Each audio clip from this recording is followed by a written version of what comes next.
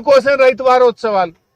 నిన్న మార్కెట్లో పోతే చెప్తున్నారు సార్ యూరియా అమ్మద్దని చెప్పిండ్రు, యూరియా నో స్టాక్ బోర్డులు పెట్టిండ్రు. ఉన్నదిగానే యూరియా సంచులు మా షాప్ లాంటి లేదు సార్, గవర్నమెంట్ చెప్పింది అమ్మద్దట.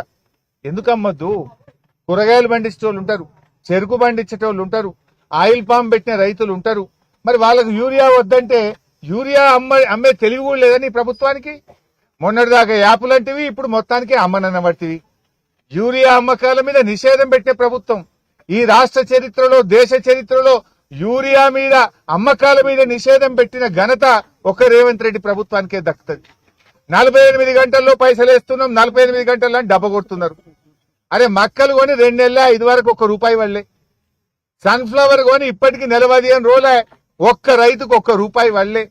జొన్నలు కొనే దిక్కే లేదు. శనిగలు పావుల కొన్నారు, బారణ కొంటలేరు, ఎగబెట్టేసిండ్రు.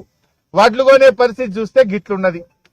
ఇలా ఇంత పంట పండుతుందంటే ఆనాడు కరెంటు బాగా చేసి, రైతు బంధు పథకం తెచ్చి, కాలువలు తవ్వి, చెరువులు బాగా చేసి బీఆర్ఎస్ ప్రభుత్వం ఒక మంచి పని చేసింది. మేం కొన్నాం వడ్లు, అది ఉన్నదాన్ని కొనే పద్ధతి కూడా లేదా మీకు? ఎందుకు ఈ ఆలస్యం? అంటే రైతులు ప్రైవేట్లు అమ్ముకోవాలి, లేట్ అయితే ఇక వాన పడుతుందేమో, మొగులైందని అడిగి పావు షేర్కి అమ్ముకొని రైతులు నష్టపోవాలి, దళారులు బాగుపడాలనా మీ ఉద్దేశం? ఉత్తమ్ కుమార్ రెడ్డి గారు అంత బాగుందంటున్నావు, అంత బాగుంటే రైతులు రోడ్డు ఎందుకు ఎక్కుతున్నారు? నువ్వు మంచిగా పంటలు కొంటే రైతులు ఎందుకు నీ ప్రభుత్వానికి శాపనార్థాలు పెడుతున్నారు? నువ్వు మంచిగా కొంటే రైతులు ఎందుకు ధర్నాలు చేస్తుండో ఉత్తమ్ కుమార్ రెడ్డి గారు సమాధానం చెప్పాలి. ఉత్తమ్ గారు నేను మొన్న మిర్యాలగూడ దిక్కుపోయినా, నాగార్జున సాగర్ పోయినా, అక్కడ అదే బాధ చెప్పినారు. ఇవాళ చౌటుప్పల్ మునుగోడు ప్రాంతం వస్తే ఇవాళ ఇక్కడ కూడా అదే బాధ కనబడతా ఉంది.